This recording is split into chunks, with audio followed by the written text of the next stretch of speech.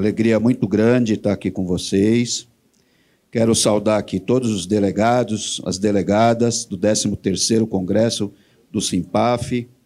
Quero saudar aqui o companheiro Marcos Vinícius e, através de você, toda a direção do sindicato, companheiros e companheiras. Quero saudar aqui todos que compõem, aqui todas que compõem a nossa mesa, saudar os expositores, né, que vão participar do debate de conjuntura. E eu queria aproveitar esse momento, viu, Marcos, para fazer um agradecimento ao Simpaf, porque a classe trabalhadora nunca teve vida fácil ao longo da sua história, mas os últimos 7 anos foi uma coisa terrível, os ataques que a gente sofreu. E quando eu assumi a presidência da CUT em 2019, eu falei, vai ser um desafio terminar esse mandato, né? Porque sem recurso, sobre ataque, e a gente não só sobreviveu, como a gente conseguiu fazer as lutas que tinha que fazer e sair vitorioso. E a gente chegou até aqui pela solidariedade dos nossos sindicatos filiados. Se não fosse a solidariedade dos nossos sindicatos e o compromisso com a CUT, a gente não teria chegado até aqui. E o Simpaf foi exemplar nisso. Todas as vezes que a CUT precisou, a gente foi atendido e eu fico muito grato. Então, eu quero agradecer em nome da Executiva Nacional da CUT essa parceria e compromisso com a nossa central, que muito nos orgulha, né? Do ponto de vista da conjuntura, nós estamos aqui, né, na abertura do Congresso e num momento feliz, porque eu me lembro que eu estive aqui numa outra atividade do Simpaf e eu disse que a eleição de outubro ia ser a eleição da nossa vida. Não só da nossa vida, mas da classe trabalhadora no planeta inteiro. Então, a gente recebia delegação internacional na CUT e o povo, né, todos eles falavam, a eleição de outubro no Brasil vai ser o fato político mais importante para a classe trabalhadora no planeta, porque uma vitória do presidente Lula é uma vitória da classe trabalhadora contra a extrema-direita, é uma eleição que mexe na geopolítica mundial a nosso favor. Nós vamos passar a ter uma voz pela democracia, pelos direitos humanos, pelos direitos dos trabalhadores.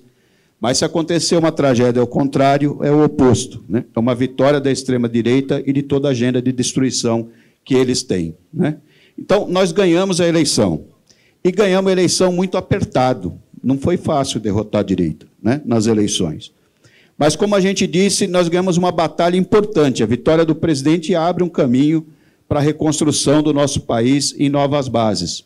Mas a extrema-direita não está morta no Brasil. Ela teve uma votação muito expressiva e saiu com lideranças nos estados, fez governadores em vários estados, né? Fizeram uma bancada grande, tanto na Câmara quanto no Senado, né? E vai ser um enorme desafio derrotar aquilo que eles representam, né? Então, nós temos muita luta ainda para fazer. É fundamental que o governo do presidente Lula dê certo e que a gente reeleja o presidente em 2026, ou então alguém, se ele não for candidato, do nosso projeto que tenha compromisso com a democracia e com os direitos. E será um enorme desafio a vencer. Então, o presidente, ele está com uma agenda que é uma coisa de maluco, né? Aliás, todo mundo preocupado com a agenda dele pela idade dele, né? Tanto que ele trabalha, chega muito cedo no Palácio do Planalto, sai de noite, uma agenda de viagem terrível, né? E eu tive com ele na delegação que foi para a China, né?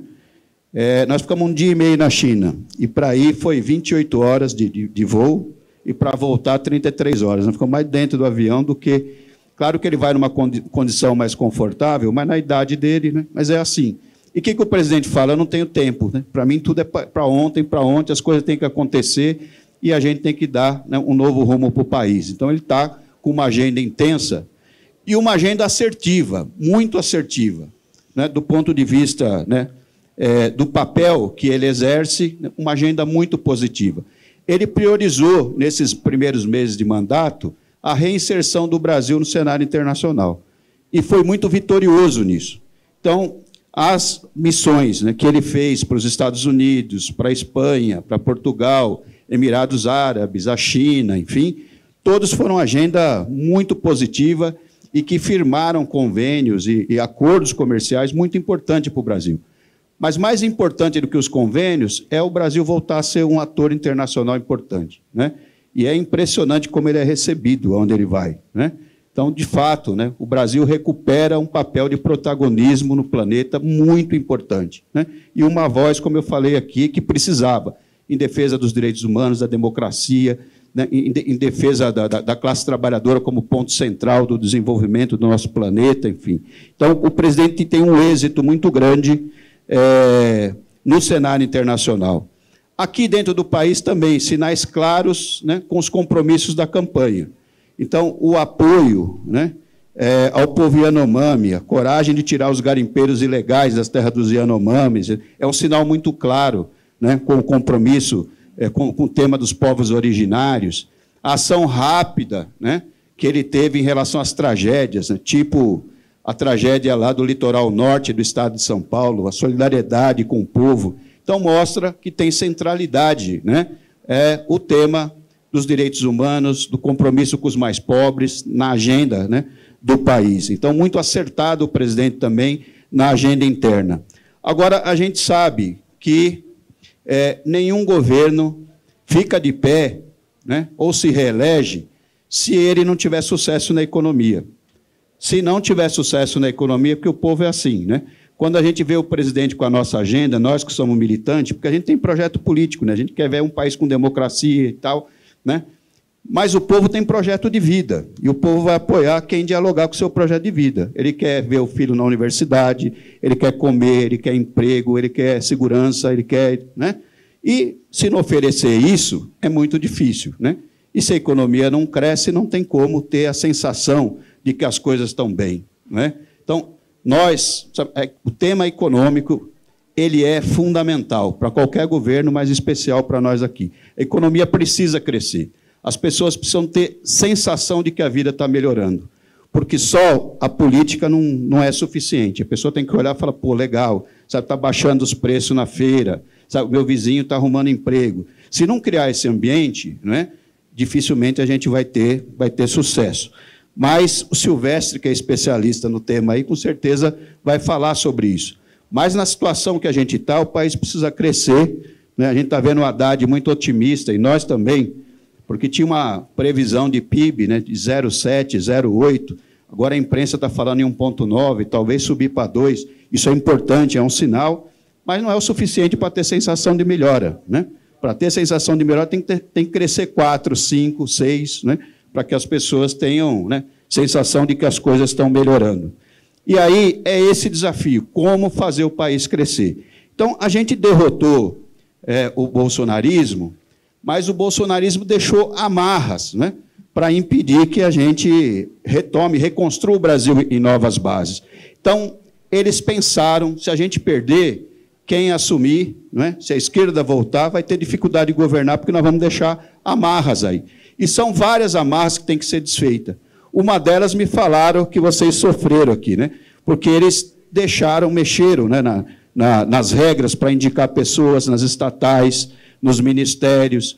Então, para assumir um cargo, não pode ser sindicalista, não pode ter filiação partidária, tem que ser formado na universidade tal, com o professor tal, tem que ter tido nota tal, e aí não consegue nomear as pessoas, né? Então, em muitos lugares ainda tem bolsonaristas dentro e sabotando o governo, né? Então, a presidenta da Caixa Econômica, por exemplo, não sei se ela conseguiu montar o gabinete dela, né? Mas 3 meses depois de nomeada, nem o gabinete dela conseguiu nomear por causa do regramento que eles colocaram lá dentro, né? E isso acontece nas estatais, nos ministérios e tal, né? A amarra mais visível é a autonomia do Banco Central, não é? Então, o cara tem mandato até o final do ano que vem e ele sabota claramente o desenvolvimento do país. Não tem justificativa para a taxa de juros estar 13,75 no Brasil. Não há justificativa para isso. E por que isso é trágico para nós? Porque o BNDES, que é um banco de desenvolvimento, né, que deveria emprestar com juro mais barato, ele não pode emprestar no juro que ele quer. Ele tem que ter a taxa Selic e mais o retorno do banco. Então, isso dá 20%. Qualquer pessoa, 20%, 21%. Quer dizer, isso é juro de agiota. Então, que empresa que vai tomar empréstimo com um juro de 21%? Então, se não tiver investimento, o país não vai crescer. Não é por isso que a taxa de juros tem que cair. Nós precisamos, esse é o grande tema nosso. Se não cair a taxa de juros, não tem como, sabe? o país voltar a crescer com a taxa de juros nesse patamar. E esse é um grande tema nosso, né? O outro tema importante é que eles criminalizaram o investimento público. O Estado não pode gastar. É ideológico isso. Ideológico. O Estado, parece que é crime o Estado investir. E vocês sabem que o Brasil nunca viveu um período de crescimento com geração de emprego que não foi com forte investimento estatal e com planejamento. Ou o Estado faz os investimentos e planeja, ou então o país não cresce. Sabe? E eles, mais do que isso, não só criminalizaram o investimento público, como eles desestruturaram o Estado. É impressionante. Eu participei do grupo de transição do tema do trabalho. Outros participaram do tema econômico, enfim. O relato é o mesmo. Eles desestruturaram tudo. O Ministério do Trabalho, eles acabaram com o Ministério do Trabalho. E por que acabou?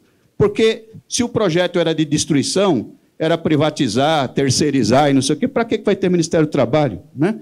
Por isso que eles atacaram o movimento sindical. Para que movimento sindical você pode destruir? E fizeram a mesma coisa. Né? Se o Estado não serve para nada, então para que ter planejamento? Para que ter indústria e comércio? E eles acabaram. E o nosso povo que chegou lá está tentando reconstruir os ministérios. Nem os ministérios a gente conseguiu. E nas estatais, vocês sabem o que foi feito nas estatais, na Petrobras, enfim. Né? Eles desestruturaram o Estado. Então, se a gente não recuperar a capacidade de planejamento e investimento do Estado, se não baixar a taxa de juros, o país não vai crescer. Por isso que isso tem que estar no centro da nossa agenda. Então, estou falando isso porque, nessa semana, a gente reuniu os principais partidos políticos, as centrais sindicais, todo o movimento social, para fazer uma campanha muito forte em relação ao tema dos juros. Então, é uma campanha que vai começar no dia 16, agora. Nós estamos propondo que o dia 16 seja um dia nacional de luta, né, pela queda dos juros. E aí, quem puder fazer paralisação faz, tuitaço, o que puder fazer, debate com a categoria, né?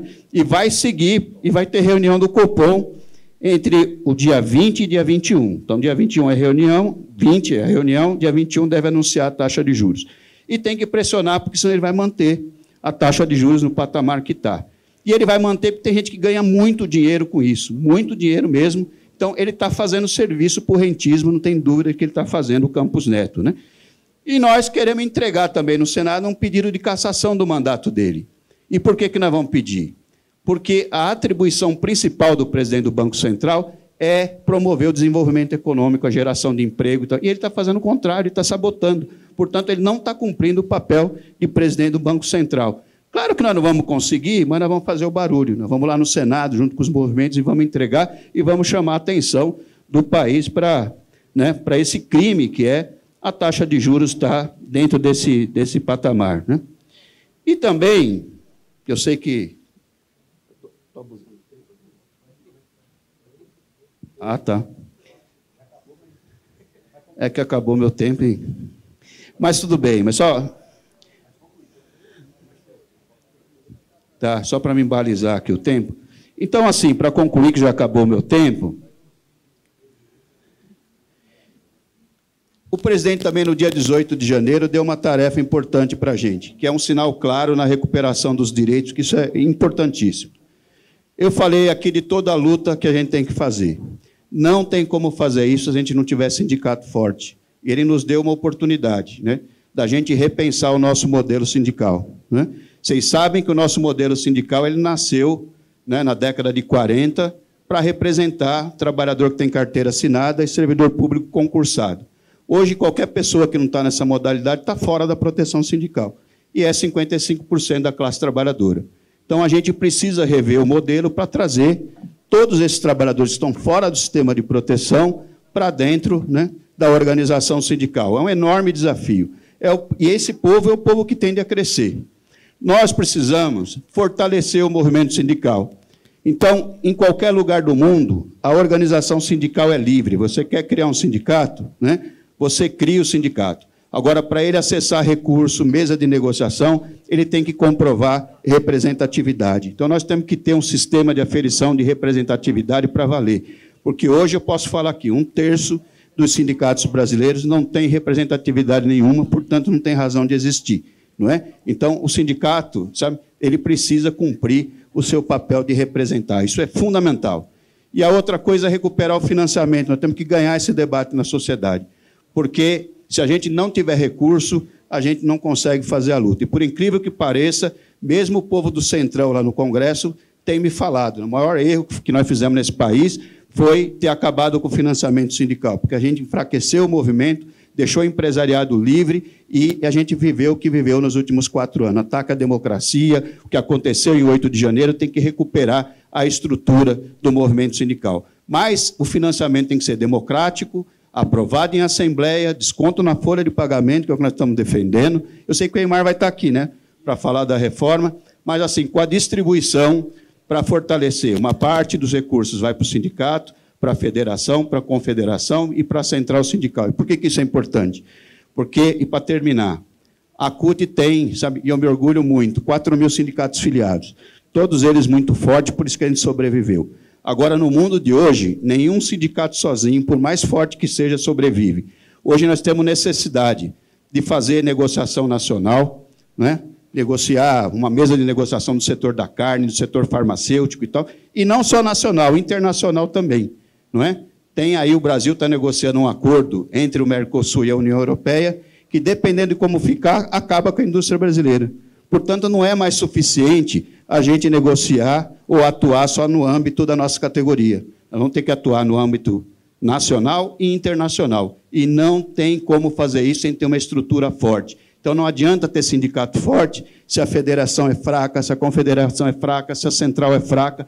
Então, tem que ser todo mundo forte e valorizar a nossa estrutura. Então, por último mesmo, nós vamos ter congresso da CUT esse ano, começa os estaduais a partir de julho, outubro é o Congresso Nacional, conto com vocês lá, e que o Congresso da CUT seja um grande momento para a gente discutir esse novo modelo sindical, para que a CUT continue sendo a maior central sindical brasileira e a 5ª do mundo. Um abraço e um grande congresso para vocês.